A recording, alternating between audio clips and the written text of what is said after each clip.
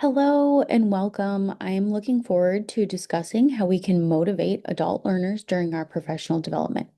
During our time together, we will talk about andragogy and the characteristics that Malcolm Knowles discovered. There are andragogical principles that we can incorporate into our professional development. I will provide some examples of best practices that can be used to create and deliver effective and engaging presentations. Lastly, we will explore how cultural, ethnic, and gender biases held by both presenters and audience members can influence the effectiveness of a presentation and identify strategies to reduce or ideally eliminate biases.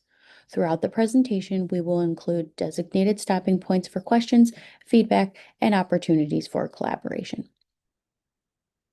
Malcolm Knowles was an educator who worked to establish andragogy as adult learning.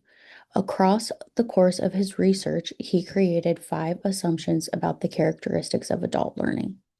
The first assumption is self-concept, meaning that adult learners should be empowered to guide their own learning. Adult learners desire to say over what they are learning. These individuals demonstrate independence in their learning. The privilege of choice and independence over learning will create ownership, buy-in, and engagement, guiding adult learners to participate in goal setting, cultivating engagement, and accountability. The second assumption being the adult learner experience. This means that experiences become a resource in learning. Adults are drawing conclusions from their own life. This suggests that adults use their past experiences as a foundation for learning, connecting new knowledge to real life context to deepen understanding. Personal and professional understanding contributes to learning in meaningful ways. Presenters can design activities that embolden learners to share experiences, enhance relevance of information, and build comprehension. The third assumption is readiness to learn. Adults have the desire to learn information as it pertains to their profession or daily life experiences. There is motivation to gain knowledge that allows adults to better themselves. Personal relevance increases adult learners' engagement with new information. Drawing instruction around learners' current needs or challenges ensures motivation and participation. The fourth assumption is orientation to learning. Gaining knowledge that guides adults in solving problems enhances the learning experiences.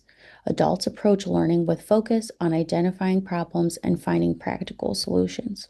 Applying what they learn in practical real world scenarios deepens comprehension and supports retention. Incorporating problem centered, hands on activities ensures that learning is meaningful and directly applicable, supporting both understanding and the ability to transfer knowledge to everyday contexts. The final assumption is intrinsic motivation. To be intrinsically motivated explains the drive to learn and gain knowledge for the individual's benefit. Adults learn for self improvement, confidence building, career advancement, or interests. Intrinsic motivation fosters deeper engagement because it prompts adults to reflect on material, make meaningful connections, and apply knowledge to real life scenarios.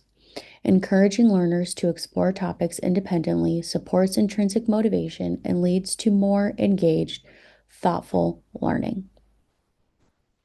During this time, I would pause for any comments or questions that attendees may have. Continuing on, as presentations are designed for adult learners, we can apply best practices to create and deliver effective, engaging material.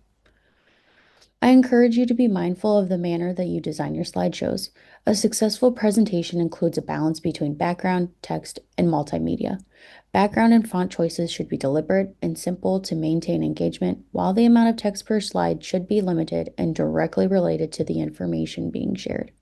Reading directly from slides can decrease engagement and make it harder for the presenter to connect with the audience. Incorporating images or videos enhances engagement and appeals to diverse learning styles. Providing opportunities for participants to engage, interact, and discuss during a presentation fosters critical thinking and supports meaningful application of knowledge. A buzz group, for example, allows learners to engage in focused conversations and actively participate. These brief discussion breaks give learners time to process material and consider how it applies to their own experiences. Employing effective and interactive communication strategies throughout a presentation helps maintain engagement and promotes active involvement among adult learners.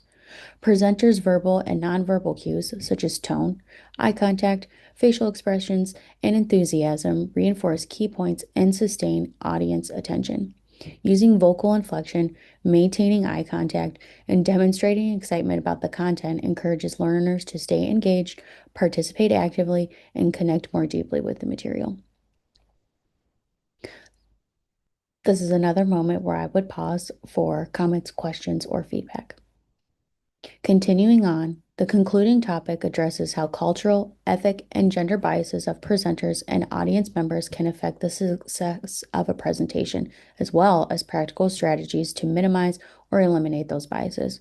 Presenters should avoid demonstrating personal biases, as doing so can undermine credibility and reduce audience engagement. As professionals, it is important to remain objective while exhibiting respect and recognition for all individuals. Highlighting biases from the audience can create a disconnect between the presenter and participants, potentially causing learners to disengage and stop actively listening. Using inclusive language demonstrates respect for diverse populations, showing appreciation for differences, and allowing individuals to authentically express themselves. Demonstrating regard for diverse cultures, ethnicities, and genders reflects humility and acknowledges that as presenters, we are learners ourselves, not experts in the experience of others. I hope that you found this information helpful and insightful as you get ready to lead your own professional development sessions. All the resources we've referenced today will be available for you on the Google Drive. Thank you so much for your time and engaging with this presentation.